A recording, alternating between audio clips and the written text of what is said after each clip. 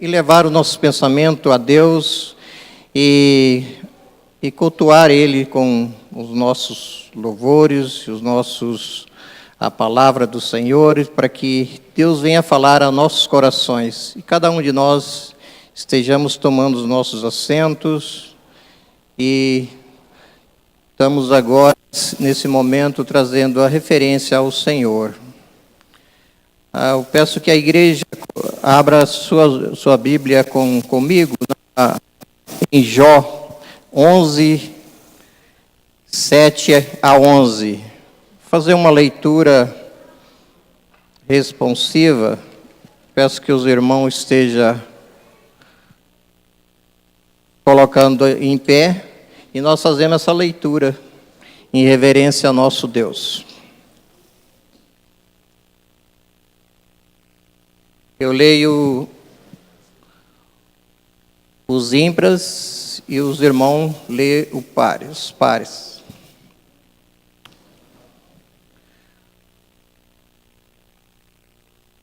Jó 7, ou 11, desculpe, de 7 a 11.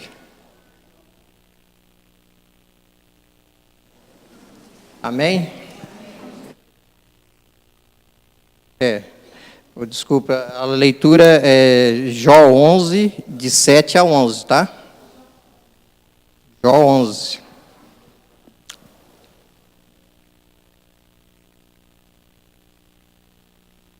Então, leiamos. Porventura, desvendarás os arcanos de Deus, ou penetrarás até a perfeição do Todo-Poderoso?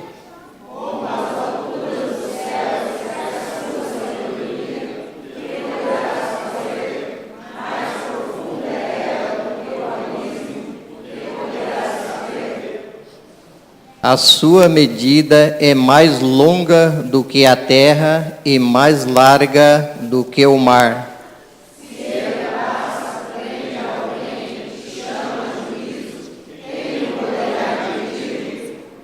Porque ele conhece os homens vãos e sem esforço vê a iniquidade. Amados, vamos estar orando agora em gratidão ao nosso Deus. Vamos levar os nossos pensamentos aos céus e agradecer a Deus. Senhor, nesse momento, Pai, nós agradecemos por estar aqui diante do Senhor, toda a Tua igreja. Deus, obrigado por tudo que o Senhor tem feito e por tudo o Senhor há de fazer. Pai, nós agradecemos pela vida, agradecemos pela família, agradecemos pelo trabalho, agradecemos pelo agasalho, agradecemos pelo frio, agradecemos, Senhor, porque o Senhor tem providenciado tudo que necessitamos, ó Deus. E agradecemos também, ó Pai, pelo plano da salvação que o Senhor nos deu a cada um de nós, gratuitamente, ó Senhor, através do Teu Filho amado Jesus, que ali derramou o Seu sangue na cruz para nos redimir do nosso pecado. Senhor, nós não sabemos o preço tão alto ali foi pago, Pai, mas nós estamos aqui, Pai, para adorar e para glorificar Teu santo nome. Nós somos gratos, Pai, por tudo isso que o Senhor tem nos dado. E continue, Senhor, abençoando a nós essa semana também, ó Deus, que se inicia hoje. Que o Senhor continue abençoando, Pai, a toda a Tua igreja. Todos nós, Pai, estamos aqui para adorar e para glorificar Teu santo nome. E assim seja feita a Tua vontade. Em nome do Teu Filho amado Jesus, é que nós oramos agradecidos. Amém. Amados, vamos louvar a Cristo com o hino 16.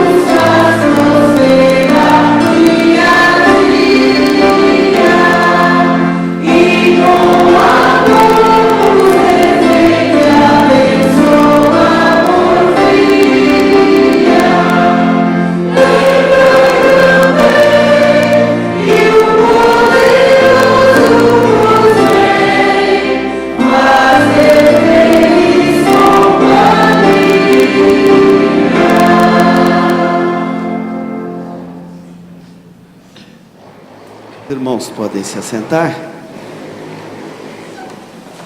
Nós queremos também cumprimentar aqueles que nos acompanham pela TV Grandourados e pela TV IPB, transmitido pela internet. Que Deus abençoe você, onde você estiver. Eu gostaria que os irmãos abrissem comigo a sua Bíblia, na primeira carta de Pedro.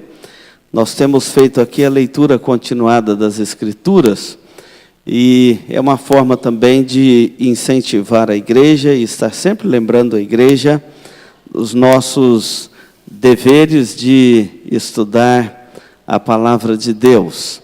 Deixa eu fazer uma pergunta: quantos irmãos estão lendo a Bíblia esse ano, de capa a capa, com aquele nosso programa distribuído aí no início do ano? Olha, uma meia dúzia de 12 aí, bem bacana, né? Não, uma dúzia, né, de 12.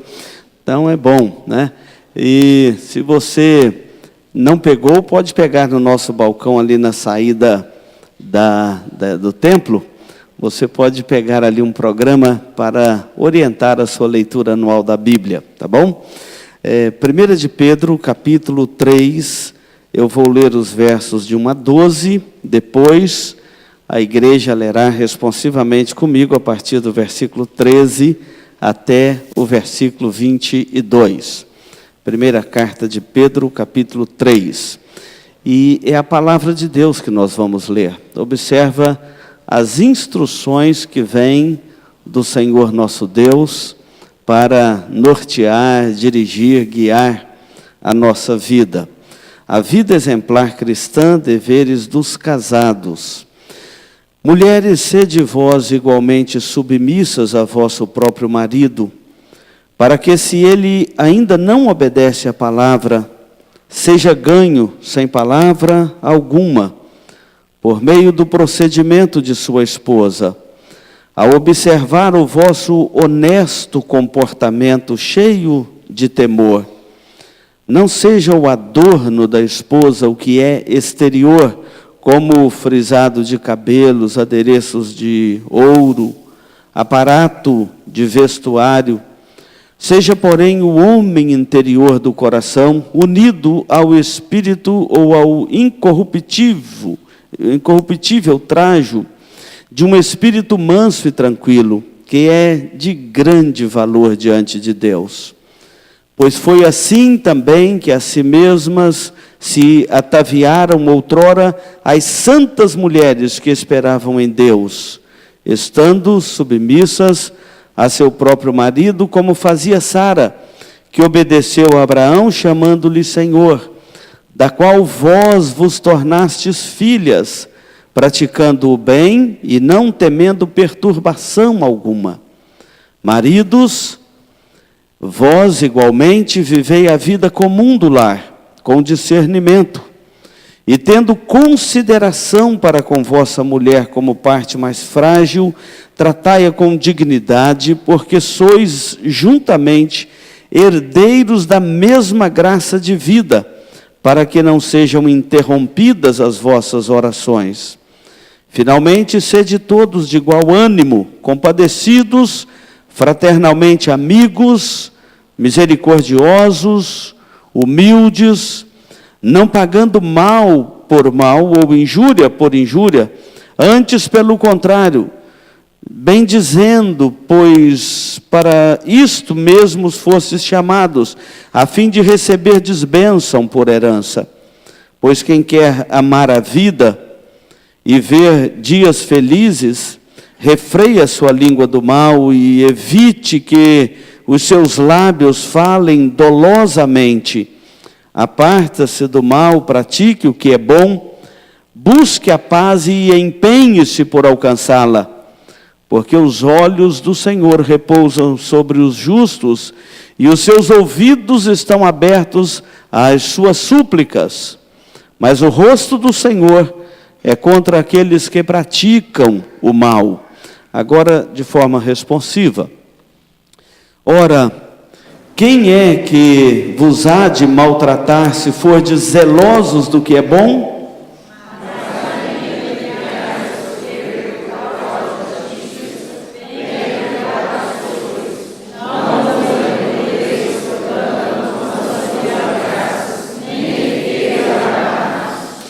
Antes, santificai a Cristo como Senhor em vosso coração, estando sempre preparados para responder a todo aquele que vos pedir razão da esperança que há em vós.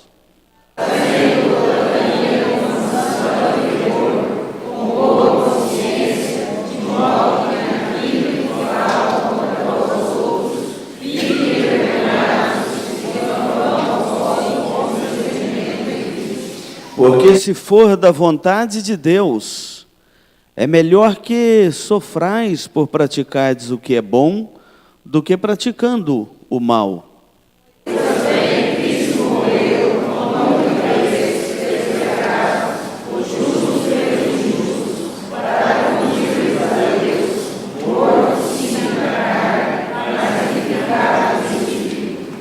No qual também foi e pregou aos espíritos em prisão,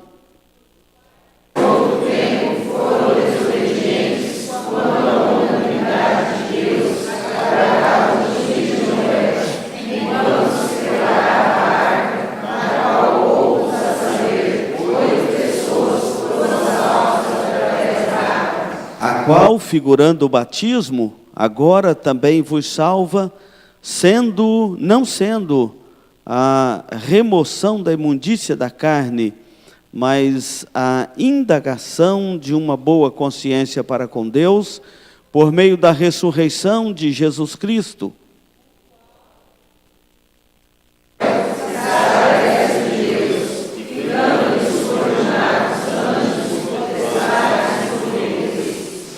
É um capítulo maravilhoso, esse capítulo que nós acabamos de ler. Quantas instruções para as esposas, para os maridos, para o nosso relacionamento no corpo de Cristo, tanto na igreja quanto também na família, e as esperanças que renovam a cada dia no nosso coração na pessoa de Jesus Cristo.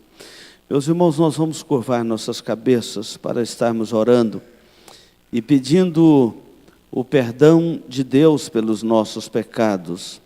Aqui a palavra de Deus diz: não pagando mal por mal ou injúria por injúria, pelo contrário, bem dizendo, pois para isso mesmo fostes chamados, a fim de receberdes bênçãos por herança.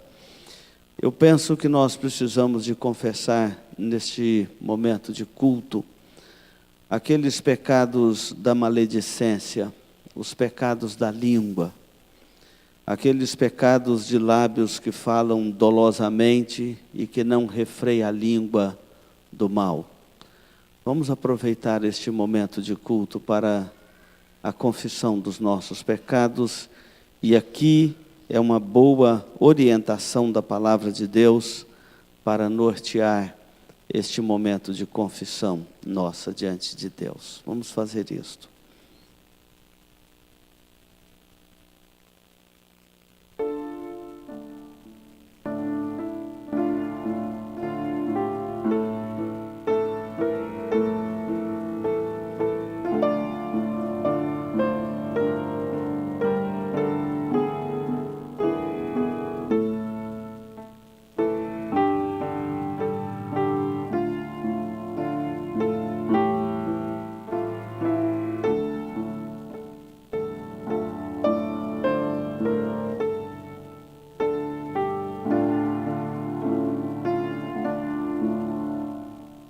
Senhor Deus, nosso Pai bendito, neste momento, quando em resposta à orientação da Tua palavra, a Tua igreja se prostra aos Teus pés, no momento de confissão de pecados, reconhecidos estamos, ó Deus, da nossa pequenez, reconhecidos estamos também do nosso pecado e da arrogância do nosso pecado.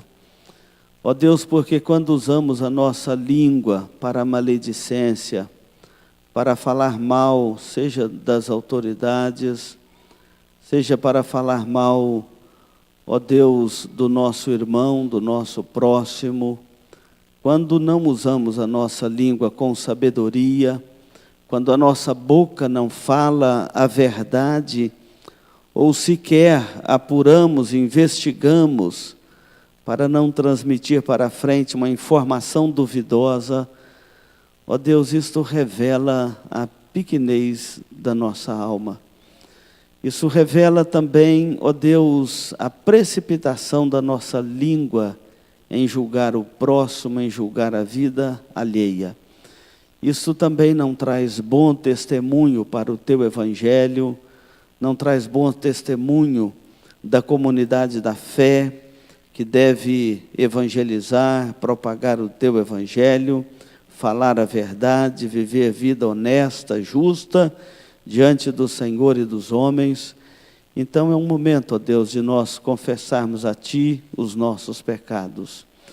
Pedir que o Senhor mesmo nos perdoe, e ao mesmo tempo que esteja nos perdoando, porque há promessa de perdão para os nossos pecados, e a Tua palavra é rica em nos orientar e nos assegurar o Teu perdão, mas nós queremos pedir mais, ó Deus, que o Teu Santo Espírito, que santifica o nosso coração, ao arrependermos desses pecados, possamos sair da Tua casa dispostos a sermos mais vigilantes, mais prudentes no falar e no agir. Portanto, tenha compaixão de cada um de nós nesta noite. Traga ao nosso coração a aplicação pelo Teu Santo Espírito desta palavra que acabamos de ler.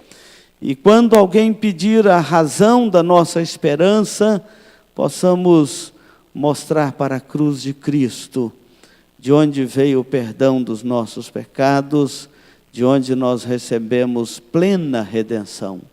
Portanto, ó Deus, santifica os nossos corações nesta noite, enquanto aqui clamamos pelo Teu perdão e colocamos diante do Senhor o arrependimento dos nossos pecados. É a nossa oração no nome de Jesus Cristo, nosso Salvador. Amém, Senhor. Amém. Meus irmãos, nós vamos convidar aqui a equipe que vai conduzir os cânticos de louvor. E uma das alegrias nossa, no momento também do culto, é podermos consagrar ao Senhor os nossos dízimos e as nossas ofertas. O segundo domingo do mês é o dia da marcha dos dízimos e ofertas, embora alguns irmãos, por razões particulares, fazem também outros dias, outros domingos. Mas é o dia oficial. E vamos consagrar ao Senhor aqueles que vieram preparados, nossos dízimos e as nossas ofertas. A palavra de Deus diz: honra o Senhor com os teus bens e com as primícias de toda a sua renda. A nossa oração é que a nossa igreja seja uma igreja 100% dizimista e seja uma igreja de crentes conscientes desse sagrado dever da adoração do nome do nosso Deus. Vamos colocar de pé. Aqueles que nos visitam não tenham constrangimento. Este momento é um chamado aos membros da igreja, embora o visitante querendo ofertar também pode ficar à vontade na casa do nosso Deus. Vamos cantar o primeiro cântico. Nós estamos sem o retorno lá da TV e quero que os irmãos coloquem o primeiro cântico para nós. Reina em mim. Vamos cantar, e enquanto cantamos esse primeiro cântico, os irmãos então têm essa alegria de vir dedicar ao Senhor os seus dízimos e ofertas.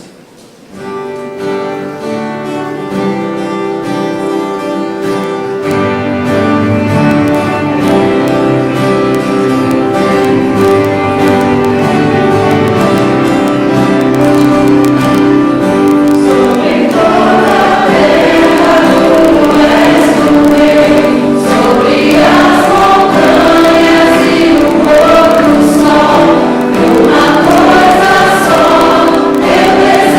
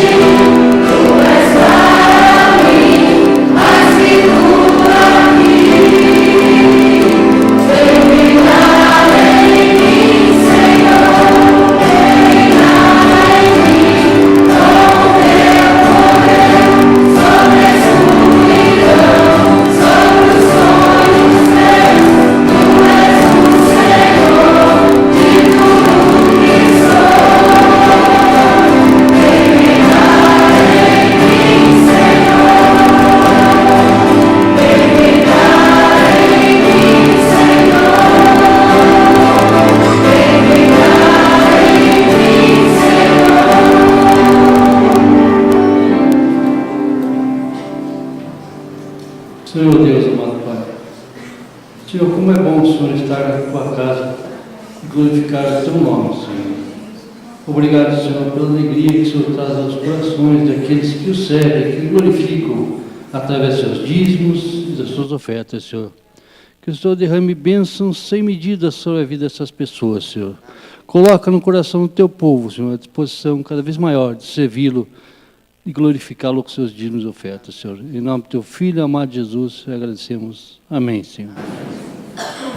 Vamos continuar louvando o nosso Deus. Vamos ler o texto? Ninguém tem maior amor do que este, de dar a alguém a própria vida em favor dos seus amigos.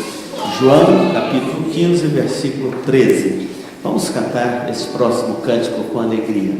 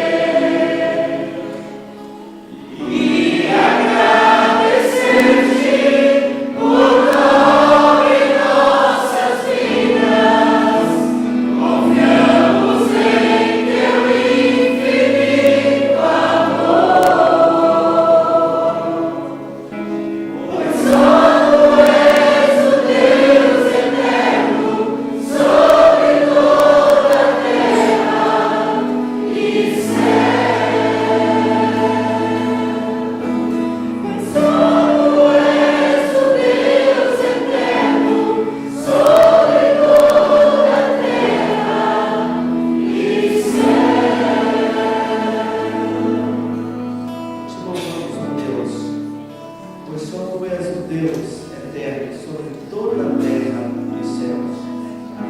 Agradecemos o teu santo nome por estarmos aqui na tua presença nessa noite de culto, de adoração ao teu santo e bendito nome. Os nossos corações se rendam a ti verdadeiramente nesta noite. Que não haja em nós, ó Deus, nenhuma carnalidade, nada que possa, ó Deus, desviar a atenção da centralidade deste culto que é prestado unicamente ao Senhor. Que o nosso coração se encha de alegria por estarmos aqui na tua casa nesta noite. É a nossa oração no nome de Jesus. Amém, Senhor. A igreja pode assentar-se. Nós queremos convidar as crianças de até 9 anos aqui para estarmos encaminhando-as para o momento do culto infantil. Nossa igreja tem um trabalho especial com as crianças. No sábado também, a partir das 14 horas, nós temos o trabalho com as crianças. Então os pais estejam atentos.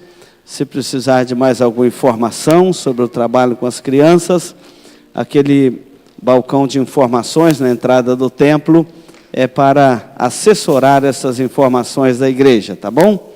Então vamos chamar aqui todas as crianças até 9 anos de idade e nós vamos estar aqui agradecendo a Deus pela vida dessas crianças.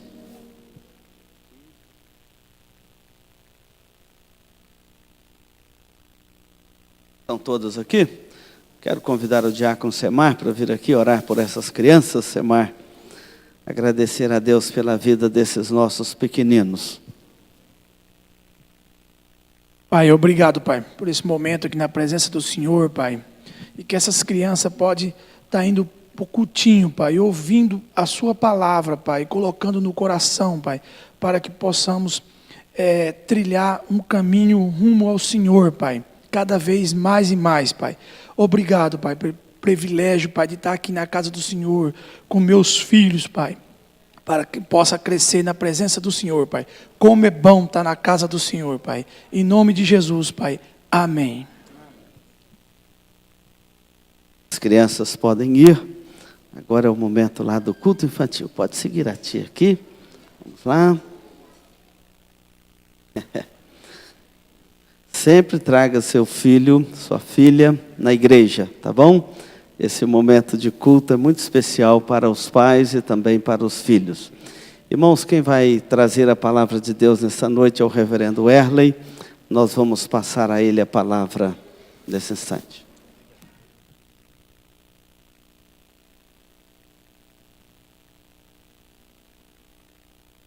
Irmãos queridos, graça e paz de Jesus, amém? É bom estar aqui novamente num culto de domingo à noite para trazer a palavra aos irmãos. Nós temos tido um tempo maior lá na Croação. Esse ano de 2017 tem sido um tempo bom. Temos projeto de construção, de expansão, mas o principal projeto é sempre pregar o Evangelho. É sempre instruir os cristãos, os membros, as ovelhas, a testemunharem da salvação no Senhor Jesus Cristo. E aí, não importa se é lá ou se é aqui, a tarefa é a mesma para todos nós, pregar o Evangelho. Eu quero convidar você a abrir a Bíblia nesse instante, no primeiro livro, Gênesis, capítulo de número 16.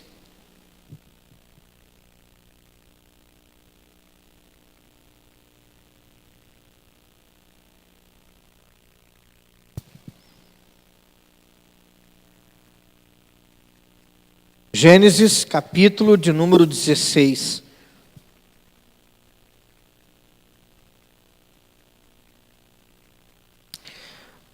Eu vou ler, os irmãos me acompanhem, até o capítulo 17, no versículo 8. A história de Sarai e Agar. Uma história bem conhecida, mas vale a pena lermos mais uma vez e meditarmos na palavra do Senhor. Gênesis 16, diz assim: Ora, Sarai, mulher de Abrão, não lhe dava filhos. Tendo, porém, uma serva egípcia, por nome Agar, disse Sarai a Abrão: Eis que o Senhor me tem impedido de dar à luz filhos. Toma, pois, a minha serva, e assim me edificarei com filhos no meio dela. E Abrão anuiu ao conselho de Sarai.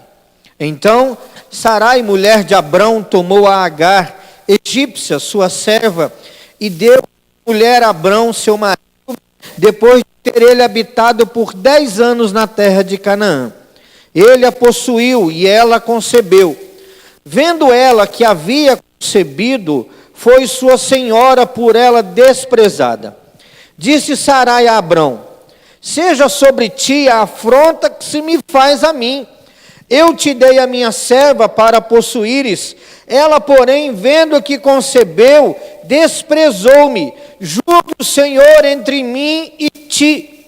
Respondeu Abrão a Sarai: a tua serva está nas tuas mãos. Procede segundo o melhor te parecer. Sarai humilhou-a, e ela fugiu de sua presença. Tendo achado o anjo do Senhor junto a uma fonte de água no deserto, junto à fonte no caminho de Zur, disse-lhe Agar, serva de Sarai: de onde vens e para onde vais? Ela respondeu: anjo da presença de Sarai, minha senhora. Então lhe disse o anjo do Senhor: volta para sua senhora e humilha-te sob suas mãos. Disse-lhe mais o anjo do Senhor: multiplicarei sobremodo a tua descendência, de maneira que por numerosa não será contada.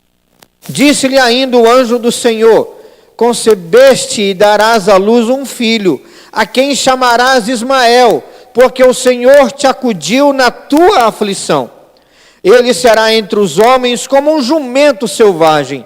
A sua mão será contra todos, e a mão de todos contra ele. E habitará fronteiro a todos os teus irmãos. Então ela invocou o nome do Senhor que lhe falava. Tu és Deus que vê, pois disse ela: não olhei eu neste lugar para aquele que me vê? Por isso, aquele poço se chama Beer-Lahai-Roi, está entre Cádiz e Beret. Agar deu à luz um filho a Abrão, e Abrão a seu filho que lhe dera Agar, chamou-lhe Ismael. Era Abrão de 86 anos, quando Agar lhe deu à luz Ismael. Quando atingiu Abrão a idade de 99 anos, apareceu-lhe o Senhor e disse-lhe: eu sou Deus Todo-Poderoso, anda na minha presença e sê perfeito. Farei uma aliança entre mim e ti, te multiplicarei extraordinariamente. Prostrou-se Abrão o rosto em terra, e Deus lhe chamou: quanto a mim, será contigo a minha aliança, serás pai de numerosas nações. Abrão já não será o teu nome, e sim Abraão, porque por pai de numerosas nações te constituí. Far-te-ei fecundo extraordinariamente, de ti farei nações, e reis procederão de ti. Estabelecerei a minha aliança entre mim e ti, e a tua descendência no decurso das suas gerações, aliança perpétua, para ser o teu Deus e da tua descendência. Dar-te-ei a tua descendência a terra das tuas peregrinações, toda a terra de Canaã, em possessão perpétua, e serei o seu Deus. Vamos orar mais uma vez? Senhor, diante da tua palavra estamos, e dela que precisamos para as nossas vidas o tempo todo. Pedimos que o Senhor nos esclareça e nos revele a tua boa mão, a tua direção e a tua vontade, em nome de Jesus Cristo. Amém e amém. Esse ano, dia 17, ou melhor, 31 de outubro, comemoraremos 500 anos da Reforma Protestante. Quase todos aqui, para não dizer todos, conhecem a história de Lutero, né? Um monge agostiniano que lutou com a sua própria alma por causa de algo que afligiu o seu coração.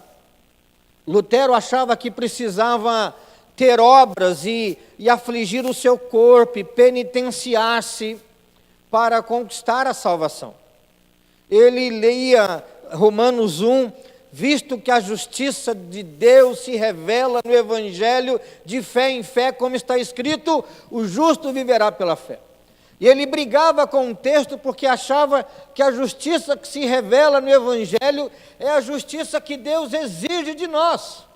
Obedecer os 10 mandamentos, obedecer as regras, até que a alma dele encontrou luz e paz quando ele entendeu que a justiça que se revela no Evangelho não é a justiça que Deus exige de nós, mas é a justiça que Deus providencia para nós, o próprio Senhor Jesus Cristo.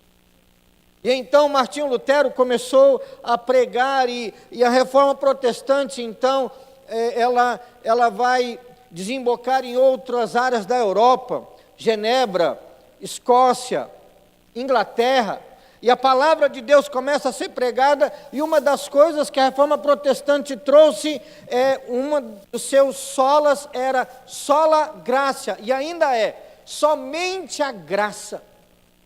E por que é que a igreja protestante defendeu isso com tanta força? Porque até aquele tempo, a igreja cristã estava tão corrompida, que a salvação já não era mais uma oferta de Deus. A salvação era uma conquista dos homens, por mérito, por dinheiro ou por pobreza. Por mérito. Se você fosse alguém tão santo, você não precisava nem passar no purgatório, já entrava direto no céu. Por dinheiro. Durante a Idade Média, durante muitos anos, décadas e até alguns séculos, começou-se a vender relíquias na igreja. E se você tivesse muito dinheiro, você podia comprar relíquias poderosas. E na porta de muitas igrejas na Europa, ficavam as baciadas à venda de relíquia. Você podia, quem sabe, comprar um pedacinho do cabelo de Maria Madalena, levar para casa, colocar dentro de uma gaveta, e quando você morresse, porque você tinha guardado um pedacinho do cabelo de Maria Madalena, você ia para o céu, ou sofria pouco no purgatório. Você podia ser salvo, não pela cruz de Cristo, pelo sacrifício, morte, mas você podia ser salvo se você tiver dinheiro para comprar uma ferpa da cruz de Cristo. E tinha tanta ferpa da cruz de Cristo na Europa que dava para fazer umas 20 mil cruzes. Se você tivesse mais dinheiro ainda, fosse muito rico, você, quem sabe, podia comprar uma cadeira que tinha sido feita por Jesus carpinteiro lá em Nazaré. Já pensou? Lá na sua sala, uma mesa e uma cadeira feita por Jesus, você entrava no céu direto. Nem anjo te barrava. E se não tivesse dinheiro, pastor? Podia ir para o outro extremo. Quem sabe seguir Francisco de Assis? E achar que a humilhação, a pobreza, e viver como um mendigo, viver como um paupérrimo, como alguém sem nada, magro de fome, de tanto jejum, talvez isso pudesse te salvar. Quem sabe penitenciar-se fisicamente, pegar chicotes toda a tarde e chicotear as próprias costas. Ou quem sabe amarrar coisas que sangravam a sua pele, ainda é feito isso em alguns mosteiros, eu não sei o nome do negocinho lá, que eles amarram na perna assim, e vai comprimindo, e vai machucando, e vai sangrando.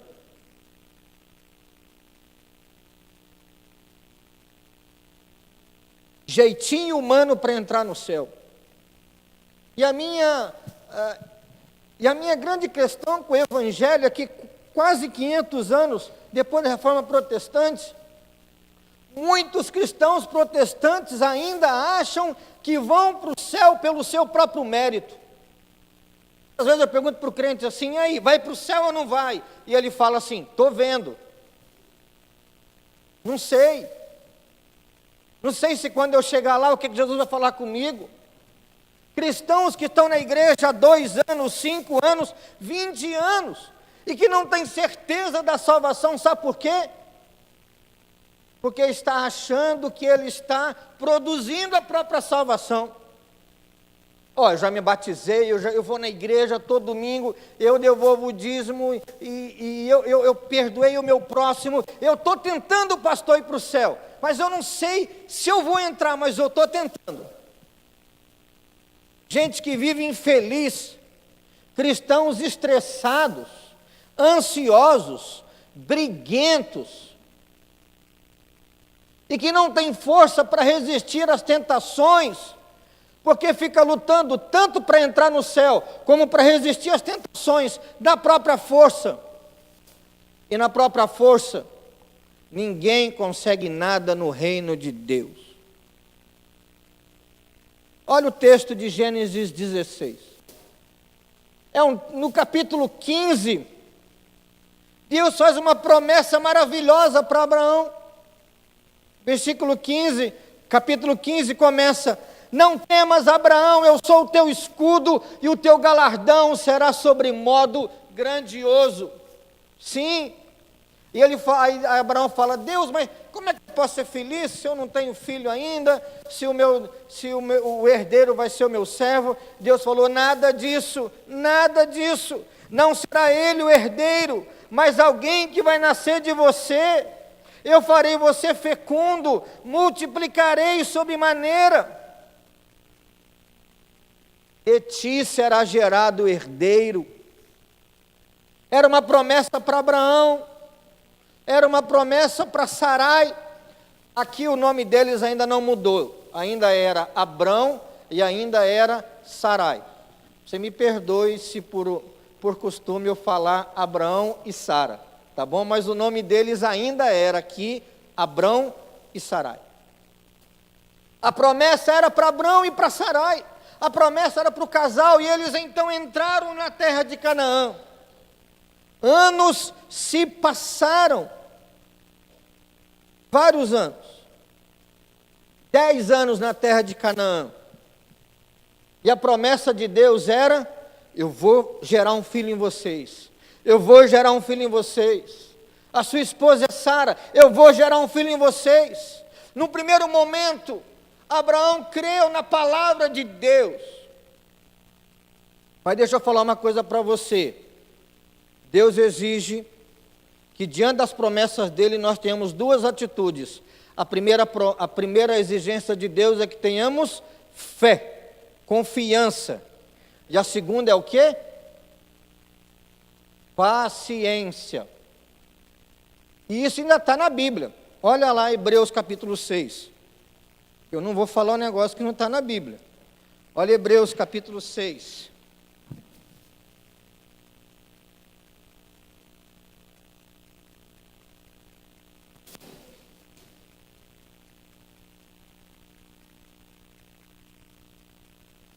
Hebreus 6, 12.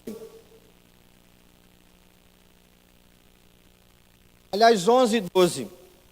Desejamos, porém,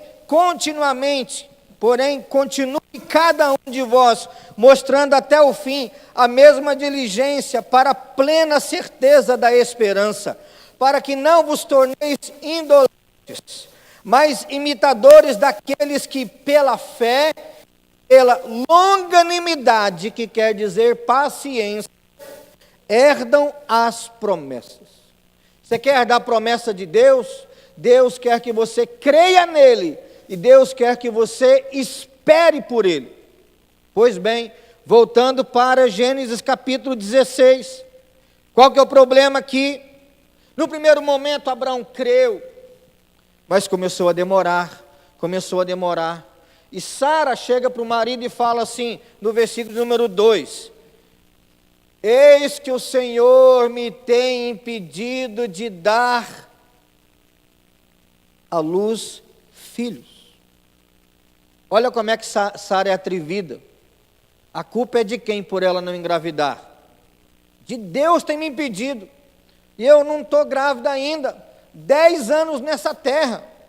E olha aí, Abraão, você já está com 85 anos, 84 anos, eu já não estou mocinha mais. A gente creu, mas está demorando. Vamos dar um jeitinho? Qual o jeitinho, Sara? Aqui a minha serva Agar, egípcia, mais nova, provavelmente mais fértil. E havia um costume, mas você deve saber disso, na antiguidade, que quando a senhora não podia ter filhos, ela tinha filhos com o marido e a serva. E o filho da serva era considerado seu filho. O problema não era ter essa regra na antiguidade. O problema, se era ou não legal, moral, isso é outra discussão. O problema é que a ideia que ela deu e que Abraão aceitou, indicava impaciência. Não tinham longanimidade. Indicava que em vez deles se submeterem à promessa de Deus e esperar o agir de Deus, eles resolveram fazer alguma coisa. Dá uma mãozinha para Deus, vai que Deus não está dando conta, vai que Deus esqueceu, vai que Deus cochilou, vamos dar uma mãozinha para Deus, vamos ajudar.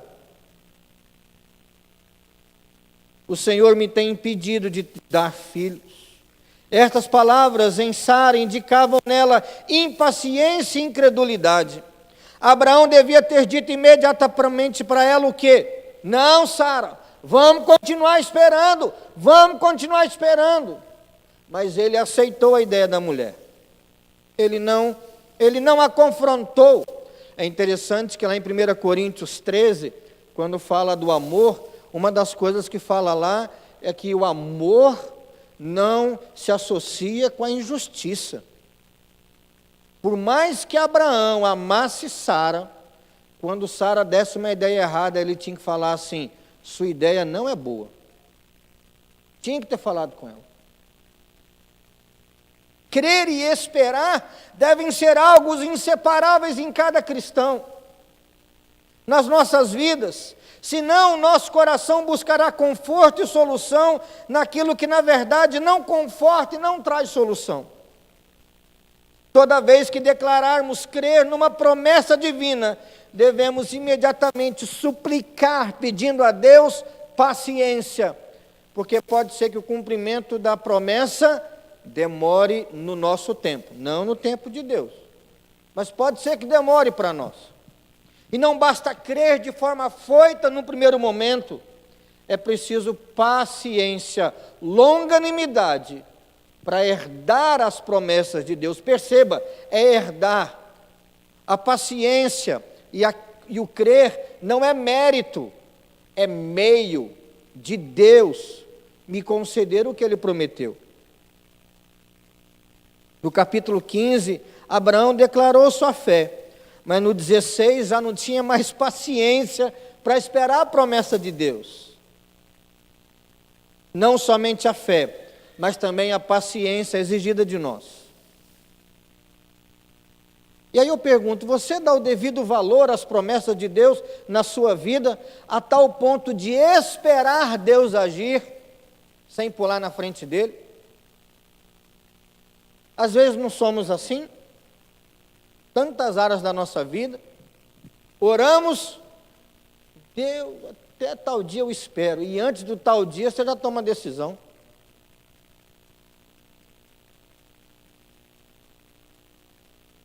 A nossa consideração pelas promessas divinas tem o mesmo peso que a nossa consideração pelo próprio Deus.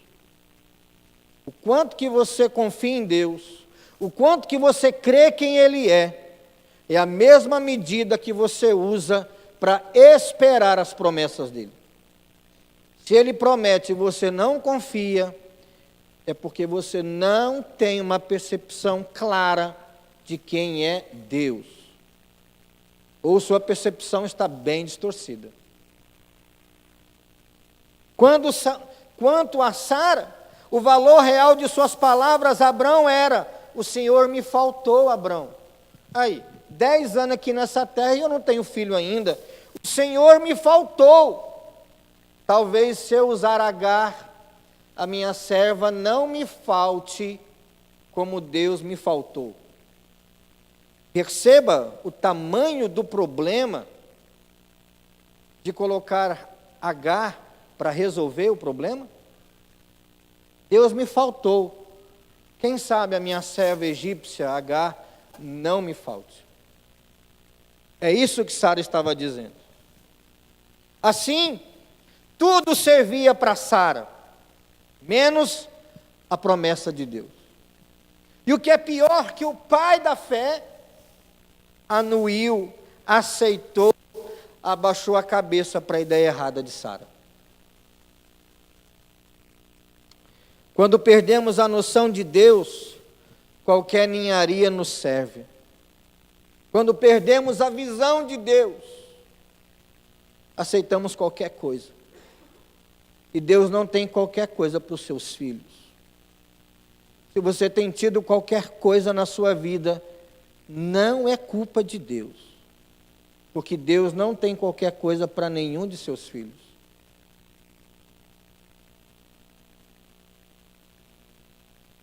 Quando não temos uma visão clara de Deus, como Sara não tinha, nós não temos equilíbrio espiritual, não temos maturidade cristã, e confiamos nos meios, e não em Deus que usa os meios.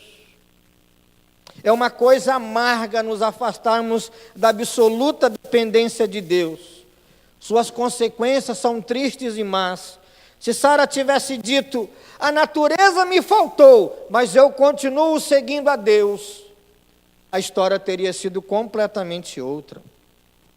Deus usa instrumentos para fazer a sua vontade, mas não precisa deles.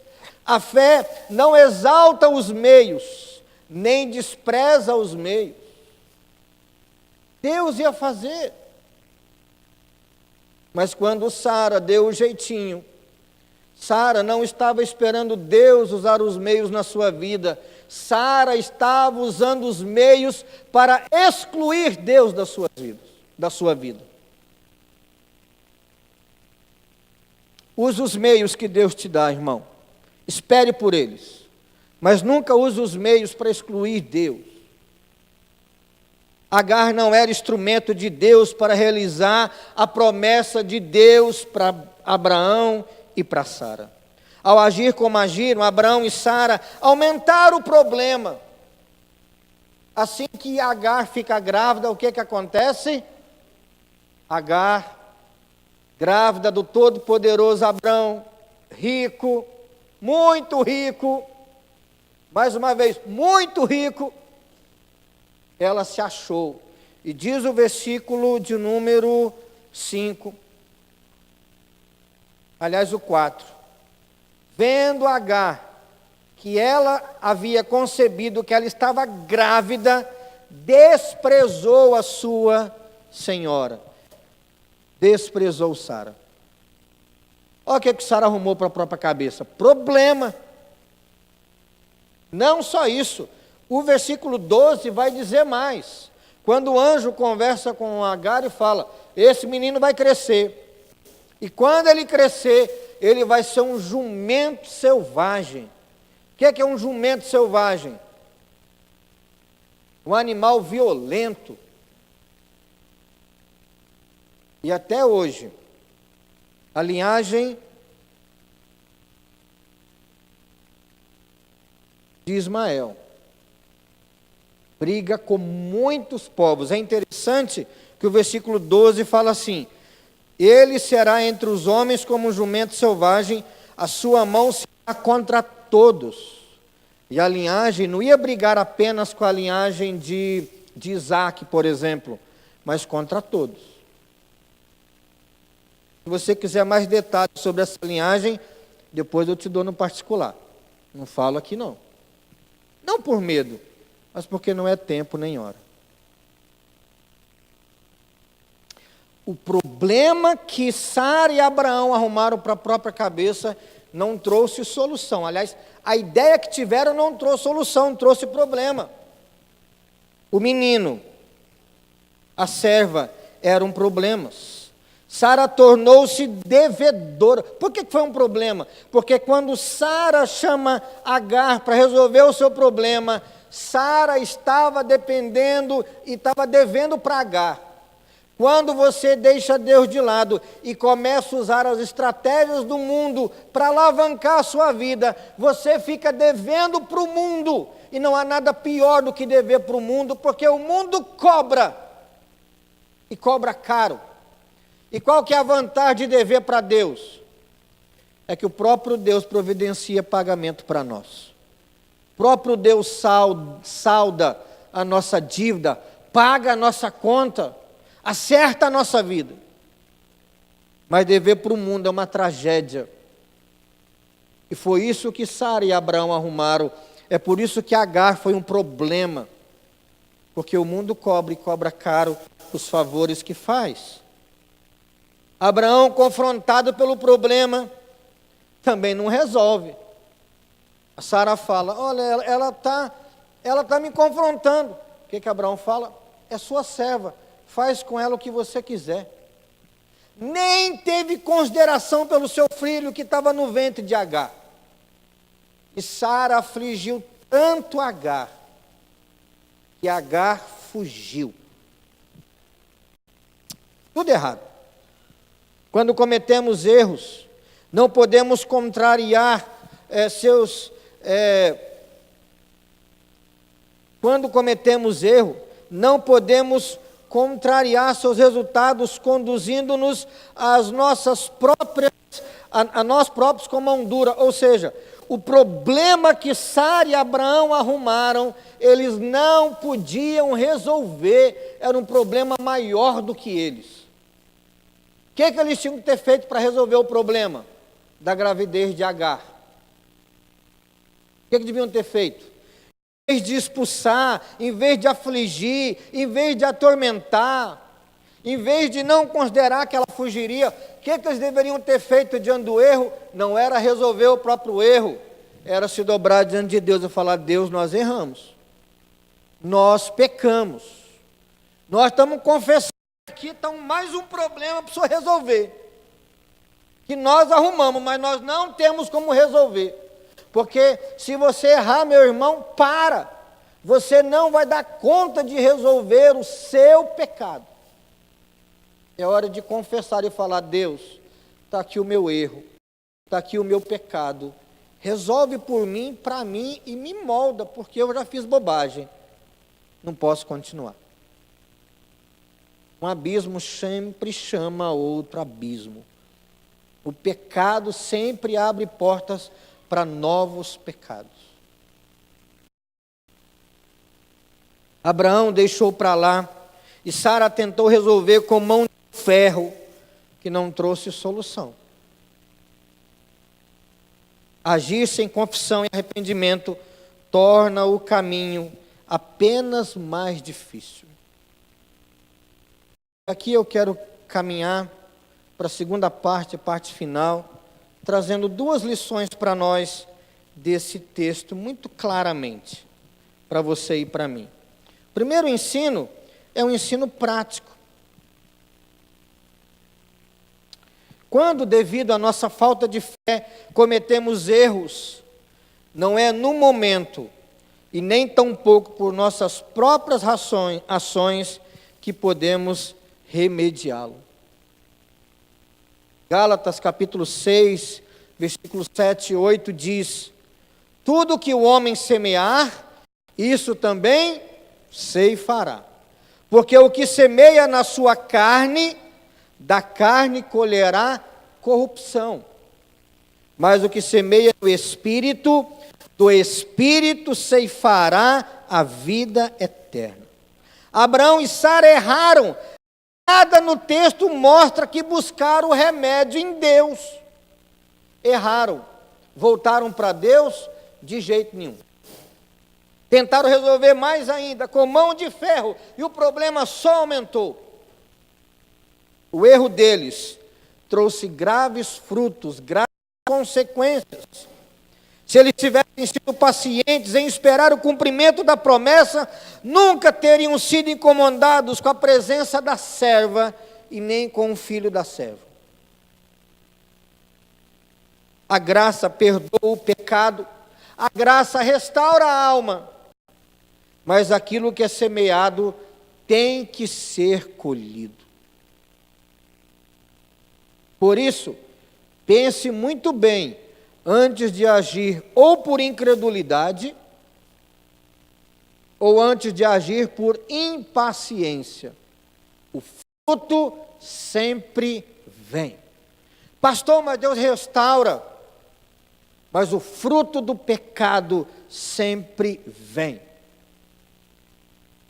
Poderia dar exemplos gigantescos. Pessoas que dão uma pulada de cerca, traem, depois perdoa, restaura, mas fica mágoa. Um filho fora do casamento. Um jovem que sai da igreja e vive 2, 3, 4, 10 anos a vida adoidado. Vive a vida louca de qualquer jeito. Depois volta, mas aquele período foi de tristeza, foi de mágoa. E se há conversão de fato, a pessoa sempre lembra que pecou contra o Deus bondoso. Quantas vezes há problemas em igrejas, um período de confusão, pessoa sai, pois conserta, volta, está tudo na paz, há crescimento, mas aquele período de pecado trouxe consequência em muitas vidas e famílias. Nunca haja por incredulidade ou por impaciência, nunca semeie o mal, porque a colheita é certa e é bíblico. Não tem meio termo. Não tem meio termo. O filho da escrava seria como um jumento selvagem, e a mão dele seria de briga contra o seu irmão, contra todos à sua volta. Você dá uma lidinha em Obadias, quando fala de Edom. Edom foi um povo, os edomitas foi um povo, descendência aqui, e quando Jerusalém cai, pega fogo, eles fazem festa para se alegrar com a desgraça de Jerusalém. Primeira lição, então, é a lição bem prática. Nunca haja por impaciência ou por incredulidade. O fruto sempre vem. Segunda lição é uma lição doutrinária. É a parte mais bela de todo sermão. É a parte que nos faz olhar para Jesus. Abra sua Bíblia em Gálatas, no capítulo 4.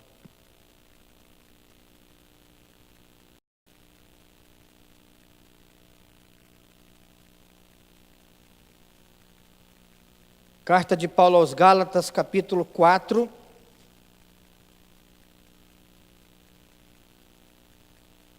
A partir do versículo 21.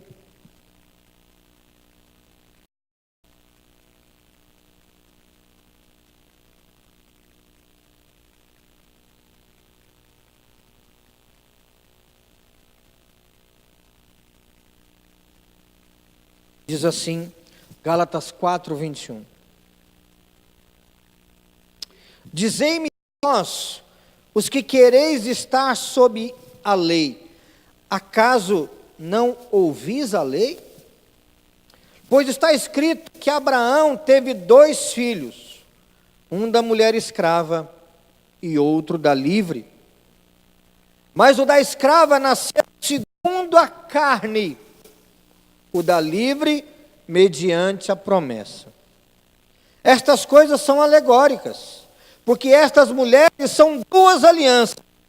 Uma, na verdade, se refere ao Monte Sinai, que gera para a escravidão. Esta é Agar. Ora, Agar é o Monte Sinai na Arábia, e corresponde a Jerusalém atual, que está em escravidão com seus filhos. Mas a Jerusalém lá de cima é livre, a qual é nossa mãe.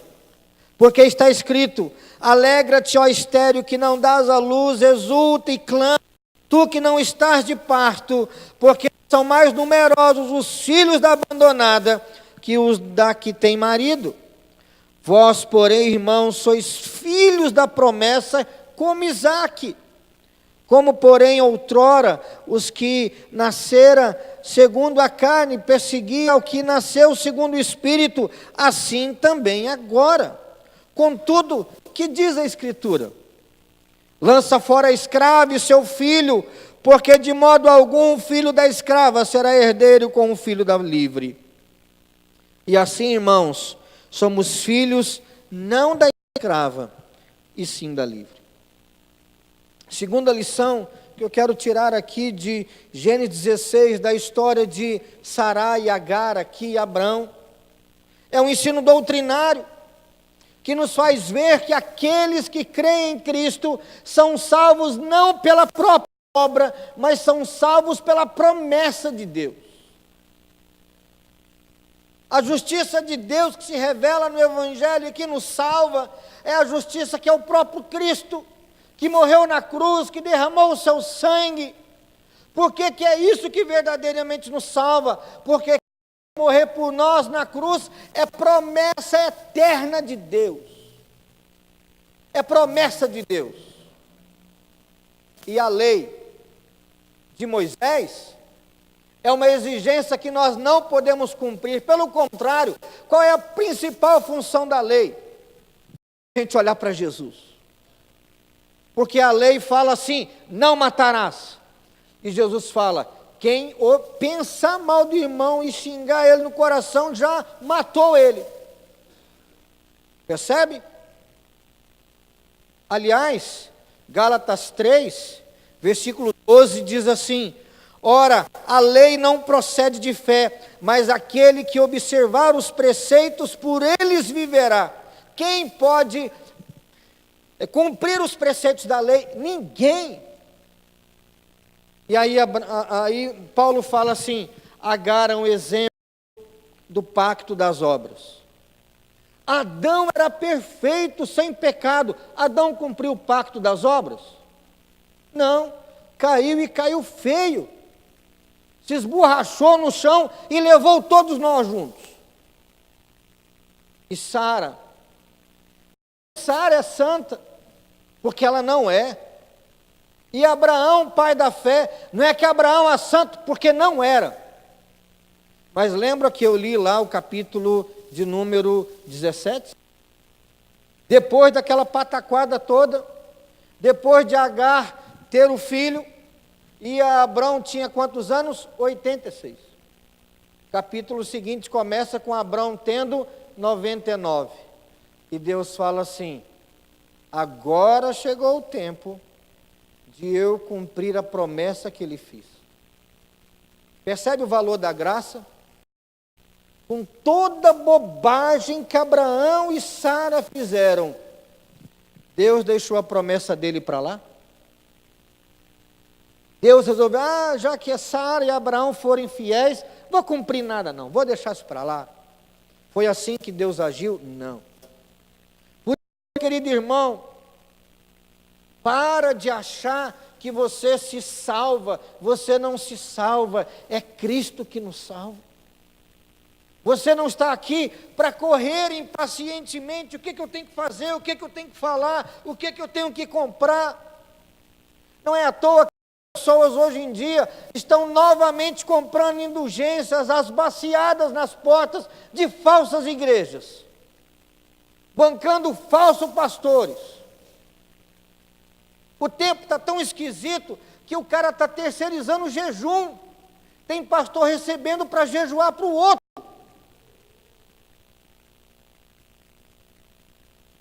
E apesar de engraçado, porque é engraçado, mas é trágico. Porque as pessoas estão querendo comprar aquilo que só pode ser recebido pela graça de Deus. O agir da carne, olha que interessante, no versículo 23 de Gálatas 4, Paulo fala que aquilo que Abraão e Sara fizeram com Agar foi uma obra da carne. Os esforços deles um herdeiro fora da promessa, por seus próprios esforços e méritos, é uma figura daqueles que buscam salvação pelos seus próprios méritos, e isso é impossível. Porque a justiça que Deus exige para salvar o homem é uma justiça perfeita. Só pode entrar no céu quem é santo, só pode entrar no céu quem é limpo, só pode entrar no céu quem não tem mancha nenhuma.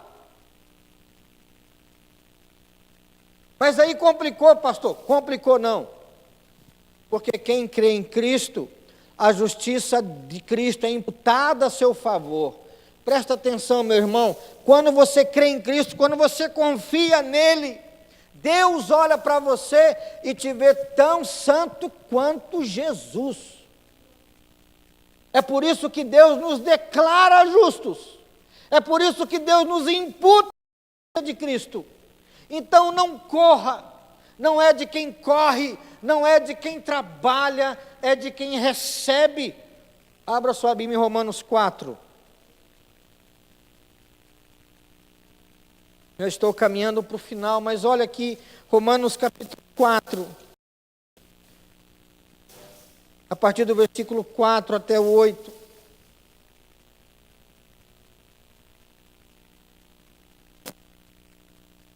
Ora, ao que trabalha, o salário não é considerado como favor, e sim como dívida. Paulo está contrastando aqui, agirmos para sermos salvos e recebemos a salvação. Ele fala, quem trabalha, o salário é obrigação. Mas ao que não trabalha, porém crê naquele que justifica o ímpio, a sua fé lhe é atribuída como justiça. E é assim também que Davi declara ser bem-aventurado o homem a quem Deus atribui justiça, independentemente de obras. Percebe? Feliz é aquele que Deus olha e fala assim, é justo, mesmo quando não tem obra nenhuma. E quando você crê em Cristo, Deus olha para você e fala assim, é justo, mesmo que você não tenha justiça nenhuma. Mas se você crê, você não trabalha, mas recebe todos os frutos do trabalho de Jesus Cristo. Irmãos, isso que é o Evangelho. É isso que nós devemos pregar. Quando nós entendemos isso de todo coração, nós seremos crentes melhores. Não para nos salvarmos, mas por causa da graça que já nos salva. Ainda o versículo de número 7. Bem-aventurados aqueles cujas iniquidades são perdoadas e cujos pecados são cobertos. Bem-aventurado o homem a quem o Senhor jamais imputará pecado. Se você crê em Cristo, você é salvo. E você tem que ter a certeza da salvação.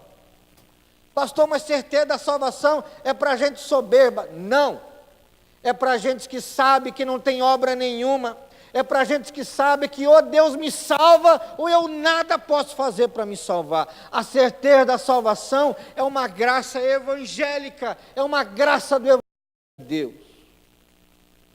Para você orar com mais fé, para você ser menos estressado, para você ser mais confiante, mais longânimo, mais paciente, para você não se importar com o que os outros falam, pensam, te ataquem. É por isso que o Evangelho fala, se alguém bater na sua face, dá a outra, porque não importa o que aconteça, em Cristo eu sou tão santo como o próprio Senhor Jesus Cristo. É assim que Deus te vê. É assim que Deus me vê. Não diminua quem é Cristo. Não diminua a obra de Cristo. Cristo é o único Salvador.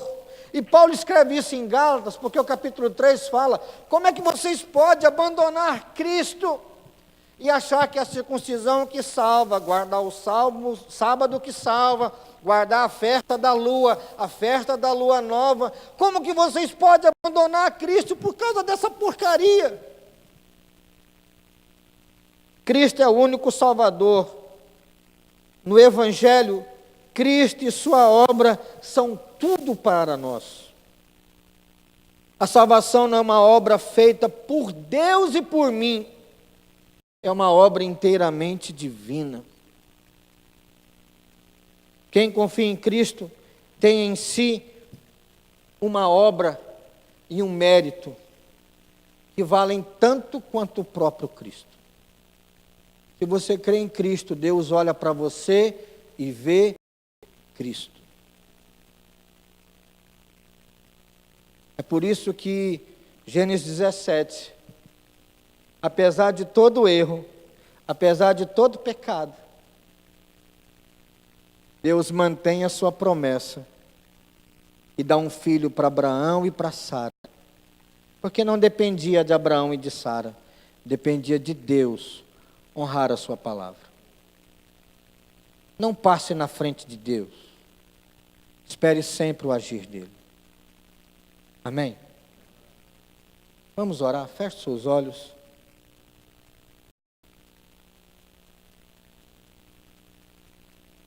Nós vamos cantar o hino também, o hino Transformação, 336 do Inário.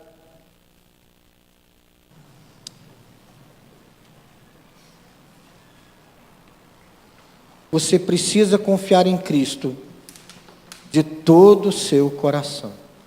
Vamos ficar em pé nesse instante? Nós vamos cantar.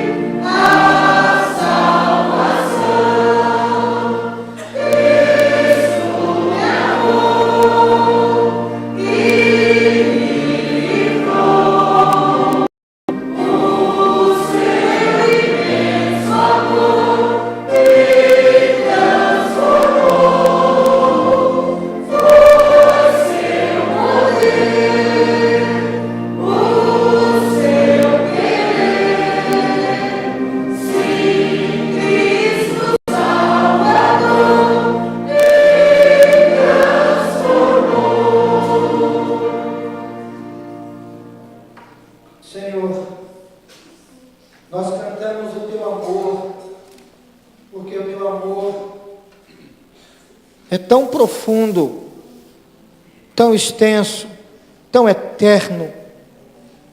Ó Deus, nós não fazemos ideia do tamanho da graça de Deus, do tamanho da graça e do amor que o Senhor tem, mas que teu Espírito use essa palavra, a palavra do Senhor, para colocar em nós a percepção,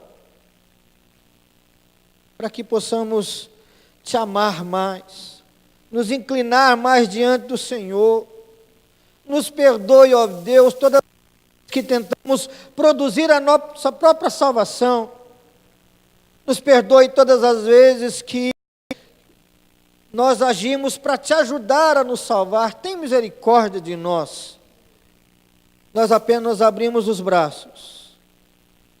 E como crianças que não podem pagar de volta o presente recebido, recebemos a salvação em Cristo Jesus. Obrigado, porque nós somos filhos não da lei, mas somos filhos da promessa de Deus em Jesus. Irmãos queridos, que a graça de nosso Senhor Jesus Cristo, que o amor de Deus, o nosso Pai, e que as divinas consolações do Espírito Santo de Deus repousa sobre você, meu irmão, sobre a sua casa e sobre a igreja de Jesus eternamente. Amém e amém.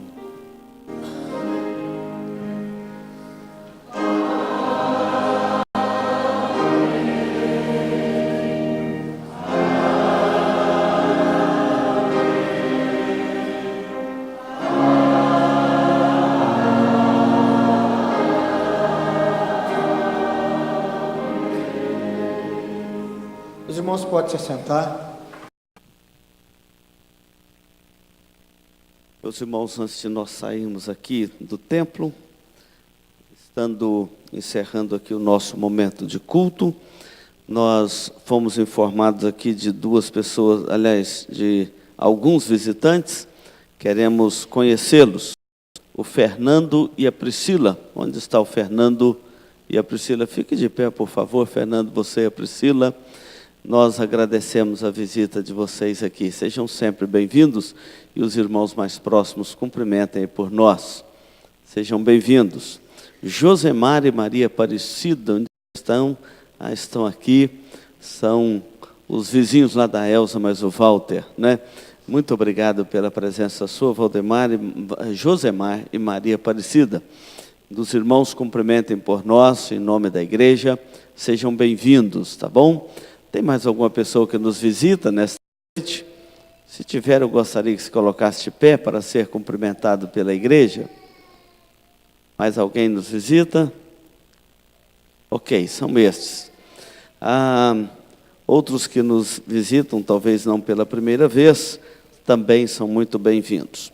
Vou passar algumas comunicações aos irmãos. Quantos pais de adolescentes nós temos aqui hoje? Eu estou levantando que eu também sou. Nós somos, né? Então nós temos vários pais de adolescentes. Olha, sexta-feira, a coordenação da UPA está programando uma palestra com a doutora Ana Paula para os nossos adolescentes e pediu a presença dos pais também. Então, quero pedir aos pais de adolescentes que venham acompanhando os seus filhos na próxima sexta-feira, às 19h30, aqui, para a palestra para eles, acompanhados dos pais, tá bom? Não vamos faltar a este dever. Amanhã, todos os casais já estão lembrando que amanhã, dia dos namorados, o Ministério de Casais está preparando um jantar muito especial para os casais da igreja pelo Dia dos Namorados. E está aí, Milton? Então está ali no nosso balcão de informações na saída do templo os convites. E se você ainda não adquiriu ali o seu convite para o jantar amanhã, por favor, faça isto. Dê essa alegria à sua namorada aí amanhã. Quem não tem namorada tem até amanhã para arrumar. Não, aí também não, né? Então, os irmãos, por favor, os casais especialmente, é um momento muito especial para os casais, fortalecer o casamento, fortalecer esta aliança conjugal. E o Ministério de Casais faz isso com muito carinho. Então, por favor, não perca esta oportunidade, tá bom? A classe dos primeiros passos nós vamos começar no domingo que vem. Então, se você está frequentando a igreja, aguardando o momento para fazer a classe dos primeiros passos, As inscrições estão sendo feitas ali no nosso balcão de informações na saída do templo, tá bom? Nós estamos também preparando a igreja já para o culto dos 500 anos da Reforma, com todas as igrejas presbiterianas do estado do Mato Grosso do Sul, e esse trabalho será lá em Campo Grande, no dia 8 de julho. Tem um cartaz ali na saída do templo, você pode se informar, mas marca na sua agenda, tem algumas famílias da igreja que já vão naturalmente para Campo Grande. Quase todo mundo que mora no interior gosta de passear na capital, tem essa vantagem também, né? Então vamos marcar esta data para estarmos ali em Campo Grande, neste culto dos 500 anos da Reforma, tá bom? Nós vamos ter a presença do reverendo Roberto, o presidente do Supremo Conselho da nossa igreja. E na saída do culto, aqui bem à nossa direita, próximo do chá ali da diaconia, os jovens vão estar fazendo ali uma promoção de pastéis, exatamente para auxiliar na viagem que eles vão fazer à conferência da editora Fiel, lá em São Paulo, e você pode participar deste projeto dos nossos jovens também, tá bom? Vamos encerrar este momento ouvindo o pós-lúdio, nós estaremos à porta para cumprimentar os irmãos, e que Deus abençoe a todos.